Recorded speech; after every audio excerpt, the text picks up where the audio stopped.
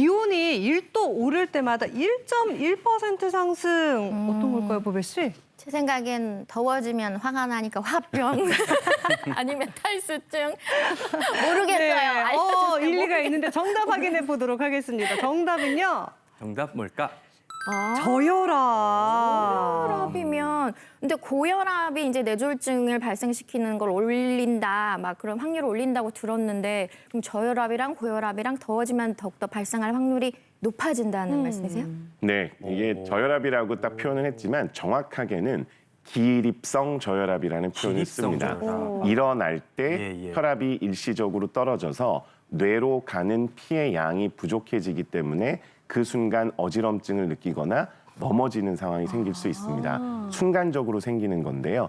여름철이 되면 말씀드렸던 것처럼 땀이 나고 그걸로 인해서 탈수가 되고 몸속에 필요한 수분 양이 줄어들기 때문에 뇌로 가는 피의 양이 줄어드는 것은 쉽게 유추하실 수 있을 거고요. 추가적으로 더우면 얼굴이 벌게지면서 땀을 분비하기 위해서 혈관이 확장이 됩니다. 그렇죠. 혈관이 확장이 되면 우리가 예전에 물총놀이 같은 거 할 때 이렇게 쪼이면은 물이 쫙 나가는데 나가죠. 네. 넓어지면 물이 줄줄줄줄 새듯이 네, 네. 우리 몸속의 혈관이 확장을 하게 되면 머리로 가는데 필요한 혈압을 유지하기가 어려워지는 경우가 생깁니다. 그래서 일시적으로 생기는 저혈압을 기립성 저혈압이라고 하고요. 이 기립성 저혈압이 가장 많이 발생하는 것이 7월과 8월입니다. 그렇군요. 근데 보통은 이제 뇌졸중, 심근경색의 원인이 되는 고혈압은 무서워하는데 상대적으로 저혈압은 더 나은 거 아니야? 이렇게들 생각을 맞아요. 하시는데 그렇게 오해하면 안 되겠어요, 교수님. 네, 이게 왜 중요하냐면 저혈압이라는 것 자체가 문제를 크게 일으키는 것보다는 기립성 저혈압 등으로 인해서 의식이 혼미해지거나 어지러워서 넘어지는 경우가 이제 문제인 낙상이 겁니다. 생길 수 있고. 낙상으로 인해서 뇌진탕 혹은 예. 골절이 발생할 경우가 훨씬 위험한 거고요. 예. 그렇기 때문에 기립성 저혈압은 내 몸에 있어서의 큰 문제는 아니지만 네네. 그걸로 인해서 생기는 후유증이 더 무서운 거라서요. 반드시 안전하게 넘어지지 않도록 하는 방법을 좀 찾아야 됩니다. 네, 그럼 특히나 어떤 분들이 좀 주의하시면 좋을까요, 네. 교수님? 이 질환을 유발하는 요소들이 있습니다. 대부분의 경우에 정상인들은 갑자기 일어나더라도 혈관을 조절하는 기능이 정상적으로 유지가 되기 때문에 문제없이 회복을 할 수 있습니다. 그런데 혈압 조절하는 것과 연관된 약제를 드시는 분들, 특히나 60대 이상에서 남성분들한테서 호발하는 전립선 비대증을 조절하는 약제들이 기립성 저혈압을 유발하는 주요 원인 중에 하나입니다. 약 때문에. 근데 그러면 이 기립성 저혈압을 위험하다고 생각해서 전립선 약을 끊어야 되느냐? 그렇지는 않습니다. 약제를 조절할 수도 있고 생활 습관을 바꿀 수도 있고요. 두 번째는 땀을 정말 많이 흘리는 분들처럼 탈수가 되는 상황도 영향을 줄 수 있고요. 수분 섭취가 부족한 분들, 신장 기능이 떨어져 있는 분들도 중요한 위험 요소를 갖고 있다고 보시면 됩니다. 네, 그러면은 약 얘기 나온 김에 또 여름철만 되면 어지럽다 하시는 분들은 이 약도 점검을 해보셔야 돼요. 어떤 약이냐면 바로 이건데요. 저용량 이것이 빈혈 위험을 높일 수 있다.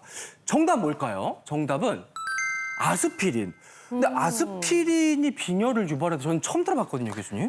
이 아스피린은 정말 좋은 약입니다. 뭐 저뿐만 아니라 내과 의사뿐만 아니라 신경과, 심장 전부 다 정말 좋은 약으로 쓰고 있는데요. 이 약은 두 가지로 나뉩니다. 고용량이 있고 저용량이 있습니다. 고용량이라고 하는 건 보통 500mg 이상을 이야기하는데요. 예. 저희가 흔히 진통소염제라 그래서 열이 나거나 몸에 열이 날 때 보통 복용하는 것이 아스피린의 고용량이라고 생각하시면 되는데 예. 저희가 쓰는 것은 그러한 염증을 조절하거나 통증을 조절하고자 하는 목적이 아니고 심장이나 뇌혈관에 문제가 생기는 것을 줄여주는 효과를 얻기 위해서 사용하는 저용량, 100ml 정도의 저용량이고요. 이 약이 가지고 있는 효과도 있지만 당연히 약이기 때문에 어쩔 수 없이 부작용을 유발하는 경우가 있습니다. 그렇군요. 교수님 그러면 제가 아는 지인분이 이렇게 심장병을 예방한다고 아스피린을 복용 중이시거든요. 근데 이 아스피린을 먹어서 빈혈이 생긴다 뭐 이런 것들은 모르시더라고요. 왜 빈혈이 생기는 거예요? 아스피린을 먹었을 때 가장 많이 힘들어하시는 게 복부 통증입니다. 속이 쓰리다 이런 이야기를 하실 수 있는데요. 예. 이 약은 불가피하게 혈액과 관련된 문제를 일으키게 되는데 그 이유 중에 하나가 우리 몸속에서 위장을 보호하기 위해서 필요한 보호막이 있습니다. 근데 이 아스피린이 그 보호막의 생성을 억제하는 효과가 있어서 위산의 분비라든지 이런 게 과하거나 평소에 속쓰림이 있는 분들, 특히 위 십이지장 궤양이 있는 분들은 위통이나 복통이 생기는 경우가 있는데 그걸로 끝나는 것이 아니라 흔히 이야기하는 출혈을 유발할 수가 있습니다. 그러면 위에서 출혈이 일어나는 것들이 빈혈을 유발하는 주요 원인이기도 하고요. 예. 또 하나는 이 아스피린이 혈전이라고 하는 걸 막아주는 효과가 있습니다. 흔히 이야기하는 혈소판이 과하게 생겨서 피떡이 생기는 것을 억제하는 효과가 있는데 말씀드린 것처럼 위에서 피가 나는데 출혈을 막아주려면 피떡이 생겨야지 출혈이 멈춥니다. 근데 아스피린이 그걸 그런 막는구나. 효과를 막기 때문에 혈전이 생기는 걸 막아서 갑작스러운 심장이나 뇌혈관 질환이 생기는 걸 억제할 수도 있지만 반대로 그게 출혈을 조장해서 예. 이빨을 저희가 치과에 간다든지 수술을 한다든지 할 때는 반드시 아스피린을 잠깐 중단해 줘야 됩니다. 지혈이 안 되니까. 이게 조금 헷갈려요. 그러니까 아스피린은 심장병을 예방할 수는 있지만 또 빈혈을 일으킬 수 있다. 그럼 사실 빈혈보다는 심장병 예방이 더 좋은 거니까 이거 단도직입적으로 먹어야 되는 건가요? 네. 딱 그냥 나눠서요. 네. 심장혈관이나 뇌혈관에 질환이 있으신 분들이나 예. 질환이 생길 위험성이 있는 분들은 아스피린을 드심으로써 얻을 수 있는 이득이 아스피린으로 인해서 생기는 문제에 비해서 압도적으로 높습니다. 그렇기 때문에 이런 경우는 드시도록 권하는데 위장 출혈이 생긴다거나 심각한 복통을 유발한다거나 다른 문제가 있다 그러면 약의 장점과 단점을 적절하게 고려를 해서 개별화하는 것이 필요하기 때문에 이 부분은 일반적으로는 무조건 드시는 게 좋습니다만 네. 환자에 따라서는 득보다 실이 클 수도 있기 때문에 주치의 선생님과 상의를 하셔서 어떻게 복용하는 것이 좋을지를 정하시는 게 맞겠습니다. 그렇죠. 그러면 제 지인처럼 이 심혈관 질환이 있으신 분들이 아스피린을 복용했을 때 빈혈이 생겼거나 생길랑 말랑하거나 뭐 생길까 말까 할 때 이걸로 예방할 수 있는 방법이 있을까요?